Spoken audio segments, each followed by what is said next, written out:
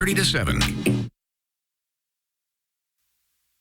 This is RTV6 News at 11, working for you. Now at 11, killed in the line of duty 2 years ago today, how Southport Police Lieutenant Aaron Allen continues to inspire fellow officers and new recruits. We showed you the damage done to a local business rammed by a vehicle. Tonight, police have new information about the suspects who may have been trying to burglarize the place. She once called herself a no-name, but not anymore. A big honor tonight for Indiana Fever player Erica Wheeler.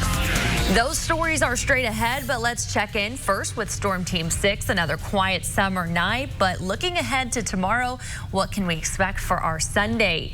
I'm Nicole Griffin. Thanks for joining us. I'm here in the tracking center tonight with meteorologist Kyle Mounds. Kyle, hoping for a nice Sunday to end our weekend. Yeah, I think we're going to dial up the temperature a little bit more tomorrow. And it was a little warm out there this afternoon, but pretty standard here for the second half of July. Temperatures this afternoon made it to 87 in Indy, 88 in Columbus and Muncie, and 86 in Lafayette. The humidity never really took off. It was about 50% for much of the day, so fairly comfortable in that regard. And a beautiful view over downtown looking at Veterans Memorial Plaza this evening. It's 77 in downtown, still close to 80 degrees for you in Muncie, and 72 in Bloomington. We had that southwest breeze today, still out there around 5 to 10 miles per hour. It'll be back with us tomorrow. And we've had just a couple of isolated showers developing northern portions of Park County, one more here northern Madison County around Alexandria, but you can see that is quickly fizzling out here to a couple of sprinkles. As you get ready to head out the door in the morning, it will be a dry, mild start to the day for you. Temperatures upper 60s, already into the 80s by 11 a.m.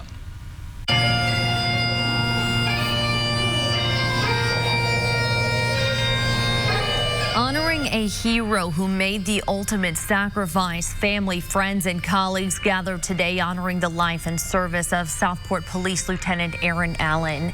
Today marks 2 years since Lieutenant Allen was killed after responding to a crash and trying to help the victim inside the car. He was shot several times and later died from his injuries. Lieutenant Allen was a huge part of the development of the Southport Police Training Academy. Today, new officers walked across the stage, graduating and becoming members of the department.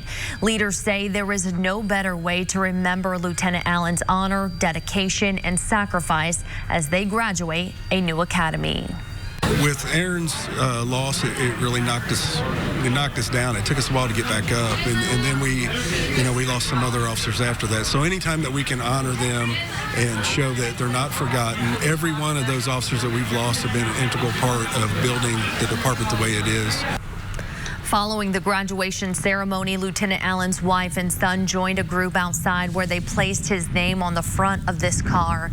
It's part of a tribute to all the officers lost in the last 2 years, not just those from the Southport Police Department. An update tonight on a story you first saw here on RTV6. Carmel police say 3 suspects are involved in a destructive crash and attempted burglary at a business in Carmel. It happened Wednesday night at Home Care Providers on West Carmel Drive around 10:30 p.m. Police say a vehicle slammed into the business, but they don't believe anything was taken before that vehicle left the scene. Investigators now have information on the suspect's vehicle, and they have determined it was stolen from Indianapolis. If anyone has information, please feel free to call the Carmel Police Department. We definitely want to thank the Carmel Police Department for their response time and how quickly they were out, how quickly they got us on the phone and contacted the proper people to get our business at least secure enough that no one can just walk in and out. It is unclear tonight whether or not the suspects were trying to break into the Home Care Providers business, which is just an office building, or if they were trying to get inside the gun store, which is right next door. 3 suspects are involved. 2 of them are males, according to police. If you have any information regarding this case, contact Crime Stoppers. That number, 317-262-TIPS. Tonight, good news for people living at an apartment complex in Muncie that has been without power for weeks. We've learned as of today, power has been fully restored at Gillespie Tower. Crews went door to door today, checking on the residents and making sure there were no problems. This is a story RTV6 first told you about last week after part of the building's electrical system had to be sent to Detroit for repair. As of 3:30 today, all power was fully restored. President Trump is in another fiery Twitter exchange this weekend, this time with Congressman Elijah Cummings of Maryland. The president lashing out over the city of Baltimore and the border. ABC's Tara Palmieri explains. President Trump and Congressman Elijah Cummings exchanging words on Twitter. The president's Twitter tirade likely sparked by a report on Fox and Friends, with a Republican strategist showing video of abandoned buildings and trash on the streets of West Baltimore, which the Democratic lawmaker represents. Within an hour of the segment airing, the president began his tweets calling Cummings, quote, a brutal bully, claiming he disrespected Border Patrol agents and saying that his district is far worse and more dangerous than the situation at the border. What does that mean when a child is sitting in their own feces? That tweet referring to an emotional encounter earlier this month between Cummings, who chairs the House Oversight Committee, and acting Homeland Security Chief Kevin McAleenan during a hearing over the way migrants were handled at the border. Today's tweet from the president also referring to Cummings' district as a rat and rodent-infested mess and saying that if the congressman spent more time there, he could help clean up the area. Cummings responding, Mr. President, I go home to my district daily. Each morning I wake up and I go and fight for my neighbors. The disdain between these two men is nothing new. Do you believe President Trump is a racist? I believe he is, yes, no doubt about it. That response on last Sunday's This Week with George Stephanopoulos is the congressman reacting in the wake of President Trump's attack on a group of 4 Democratic minority lawmakers, known as the Squad. Tara Palmieri, ABC News, Washington. The National Urban League Conference is wrapping up its 4-day visit to Indianapolis. As RTV6's Cameron Riddle reports, it is leaving a good impression with Hoosiers, already looking forward to its return. As another weekend comes, all eyes are once again on Indianapolis, this time for the National Urban League Conference, bringing thousands of visitors to the Circle City. It's like one-stop shop. You can come here, find out about cars, banks, education. It's been 25 years since the National Conference has come to Indianapolis, this year bringing big-name guests, including presidential candidates Kamala Harris, former Vice President Joe Biden, and Indiana's own Pete Buttigieg. WTLC radio host Ebony Chappelle says the National Urban League Conference was more than a convention. It was a party with a purpose. This whole entire week has been incredible. So we have had free resources for the community, a career fair where you could come in and see national employers, get help with your resume. There were small business pitches. There was a whole health and wellness area. The Urban League Conference is one of several big events Indy has hosted in recent days, including the Indiana Black Expo and the Indy Shorts International Film Festival. As Indianapolis holds the national spotlight, convention visitors say the Circle City has represented well. One thing that this city does very, very well is roll out the red carpet, for these big events. You think about the Super Bowl. People say that when we did it, it was one of the best ever. I think for the Urban League, I might be a little bit biased, being a Naptown native, but I think the Urban League should come back. I think more big conventions should come here and let us give them the Hoosier experience, give them the Indianapolis experience. Working for you in Indianapolis, Cameron Riddle, RTV6. Cameron, thank you. Tonight, thousands of kids right here in Marion County now have some of the school supplies that they need to head back to class. Today, the 19th annual Back to School Family Day took place. We talked to local families about what this helping hand means to them. It's amazing. Kids in Marion County are excited to head back to school. Yeah, I'm going to 5th grade. He's going to 1st. And now they have a head start on getting all the supplies they need thanks to the community coming together for the Back to School Family Day at the Marion County Public Health Department. I think it's very cool. It's a good effort by the community and all these different organizations organizations that come out here and put this together. Thousands of backpacks full of supplies were handed out. Inside the bags were donated supplies, some coming from RTV6 viewers and employees, thanks to the RTV6 Back to School Drive. Snacks, school supplies, erasers, pencils, toothpaste, and school supplies. Families we talked to say this event is not only fun, but it helps them get a backpack and supplies they might not be able to afford otherwise. I believe it's really good that the community's doing stuff like this for everybody and stuff. It's a pretty awesome thing, actually. It's a great thing for the community to allow people to come out and mingle and get school supplies so they're ready to start their education. It's good because you'll be able to have stuff for school and to learn. On site today, kids also got to learn about fire safety from the Indianapolis Fire Department. There was also a tent full of resources, helping families sign up for health insurance or even get free health screenings. They're giving out not only backpacks, they're giving out good information for health care. So it's all good for the health and for the welfare of the family. Back to school health services were also offered there at that event. That included free immunizations and sports physicals. Kids on the Far East Side also received a free school supplies today from the Ross Foundation. The 4th annual Back to School Bash was held at the Finish Line Boys and Girls Club off of 38th and Post Road. Around 800 backpacks full of supplies were handed out there. Part of the Ross Foundation's goal as an anti-violence group is to bridge the gap between resources, services, and those facing poverty in the community. Today, they donated $3,000 to the Boys and Girls Club to help kids this school year. I wanted to bridge that gap. I wanted to sponsor up to 200 kids to get a membership for the whole school year with the Boys and Girls Club, and that's targeting kids who's staying in Meadowlark Apartments, Town and Terrace, and Cavalier Court. D. Ross, who you just heard from with the Ross Foundation, says there aren't a lot of activities for youth on the Far East Side, an area that sees a lot of violence. He hopes by providing kids with opportunities to spend time at the Boys and Girls Club, it will help the violence decrease in that community. A toddler last seen with his parents tonight. The frantic search for him now that both parents are dead in a murder-suicide.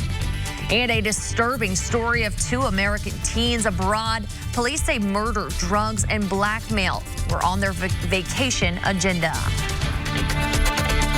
Budget stretches further at Mattress Firm. This is RTV6 News at 11, working for you.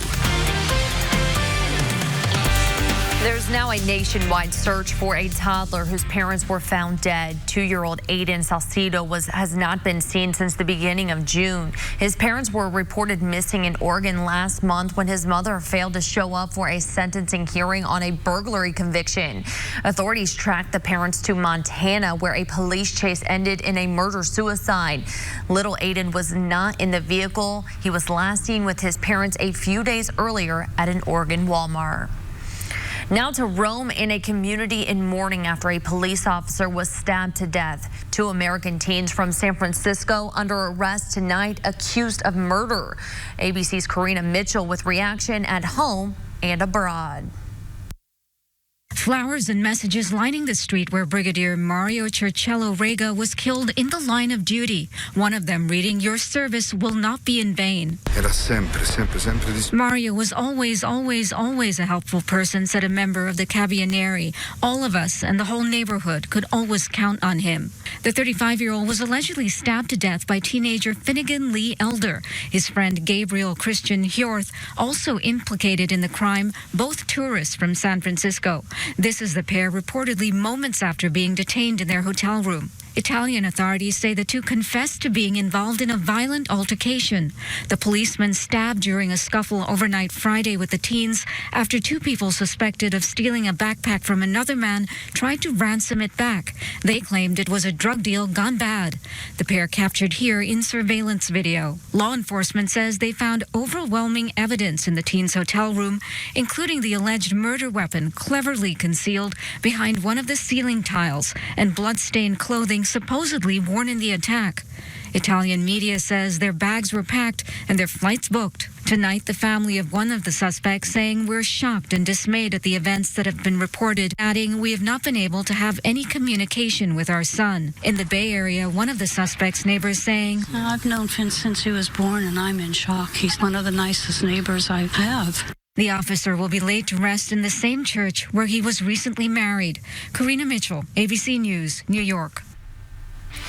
Let's take a live look outside tonight. Look at this beautiful shot here above Monument Circle. Kyle, tonight is a great night and it really has been a great day to get outside and enjoy the weather. Yeah, and even this evening, you know, it was nice. Get out for dinner for a little while and take a walk. And tomorrow, I think, is going to be nice as well. It was a little warm this afternoon. Oh, yeah. So you know what you do is you find some water, right, and keep cool. Check this out.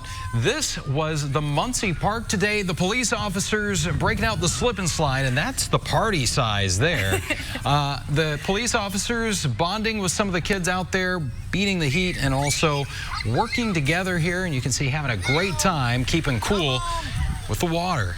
Look at them go. Oh. Quite the big slide there. I know, that looks like fun. All right, well, today, yeah, we had those temperatures make their way into the 80s, and tomorrow will be close to 90 degrees. Right now, the temperature 72 in Bloomington at 77 in downtown. Still, again, close to that 80-degree mark right now in Muncie. By tomorrow morning, we'll find temperatures in the middle 60s, some areas close to 70 degrees. So that's where we'll start off our Sunday. It's also going to be a dry day for us. Here's TrueCast, 9:30 in the morning. You can see a few clouds, but we'll have a lot of sunshine tomorrow. A few more of those clouds as we head through the afternoon. Not anticipating any rain to impede your Sunday plan. So maybe you're going to be heading out to the pool here. Just make sure you got that sunscreen, the UV index running very high for your Sunday.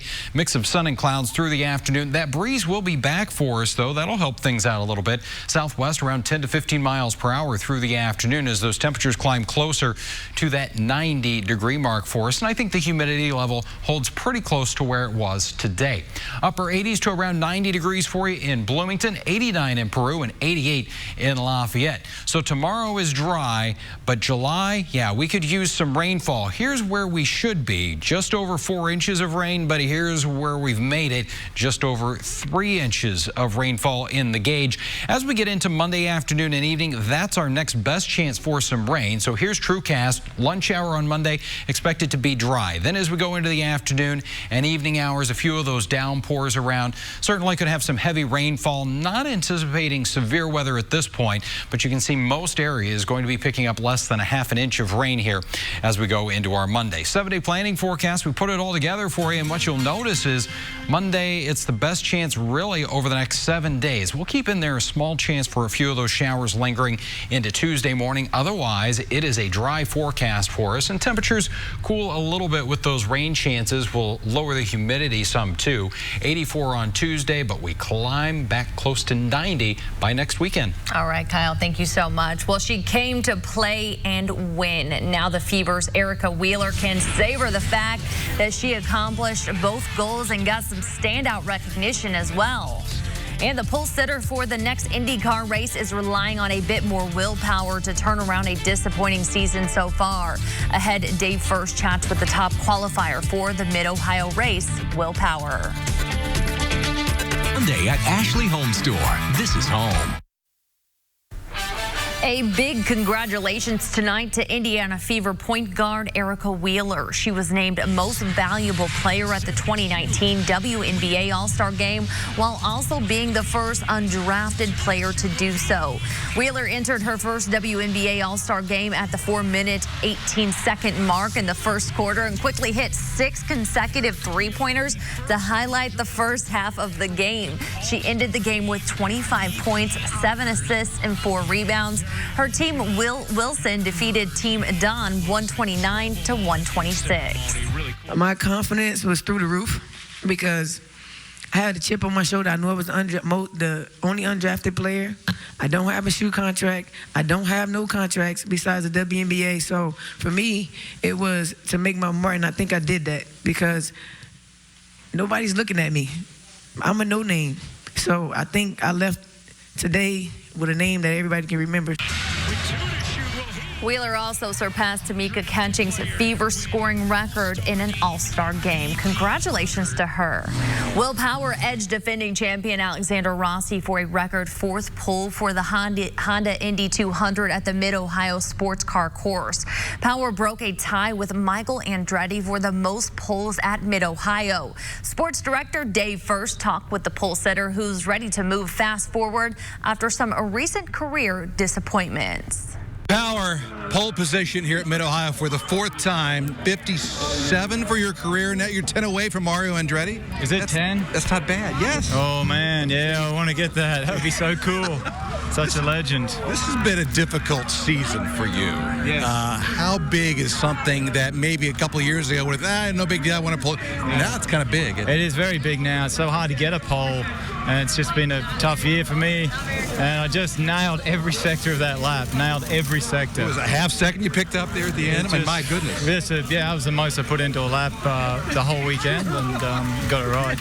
What is it when things go right? It just snowballs, right? You feel good about it. There's momentum, and maybe you guys have deserved some momentum here this season. We definitely deserve a good race. If it's not for me, it's for the guys working on the car. It's really been disheartening for them, especially the last couple of races where I've made some mistakes. So I would love to win a race just to get those guys feeling good and confident, And Liz and Bo, they're celebrating there at the end for you guys. I love it. See, that's the good luck charms there. Oh, yeah, I love having a little fella around. I can't go to the race without him, honestly.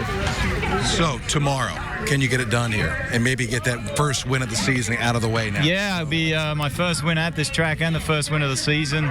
Been trying here for so long. Yeah. Like you said, I've had 4 poles and I hadn't won it. So, see what we can do.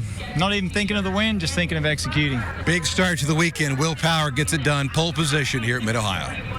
Thank you, Dave. A quick recap of the top 5 qualifiers. Will Power with Team Penske at the pole. Alexander Rossi with Andretti Autosports was 2nd. IndyCar Series leader Joseph Newgarden in 3rd. His Penske teammate Simon Pagenaud was 4th. And Sebastian Bourdais of Dale Coyne Racing at number 5. We'll be right back here with a final check of your forecast. Lease on the all-new 2019 Ram 1500. The city of Indianapolis is seeing positive results from a pilot program that aims to knock down employment barriers. Pathway to Employment is the city's initiative to address the downtown panhandling issues by connecting those residents with employment opportunities and job training. The job, picking up litter and waste across the city. For the past year, David Mitchell has been homeless and unemployed until he was connected with Pathway to Employment. Now, after a few weeks participating in the program, he has transitioned into a full-time job with a recycling company. Mainly to get back up on my feet. I mean, that's my main priority, is to get my own place and support myself instead of having to rely on somebody else. Once they've gotten on to one of our employer partners full-time, I mean, they've gotten a place to stay, they've gotten their license, their oversight has lessened, and they're able to function as proper citizens on livable wages. So it makes a huge impact to our community. The job pays $10 an hour, and with Pathway to Employment just in its 2nd month, the program has connected 21 participants to daily jobs for about 2,000 work hours. Lots of kids have lemonade stands this time of year, but a Colorado boy's may just be the sweetest. Brady Campbell's father, Brandon, passed away a few weeks ago after a battle with stage 4 colon cancer. Brady says he and his dad came up with the idea for the lemonade stand to take his mom on a date. The day after his father passed away, the 6-year-old followed through on his promise to take care of his mom. Brady's a very sweet soul. He's always looking out for everybody else, and I think he really learned that from his dad. The lemonade stand raised more than $275. And some lemonade might help cool you down tomorrow. Those temperatures are going to be warming up close to 90. All right, Kyle, thank you. And thank you for joining us. Have a great night.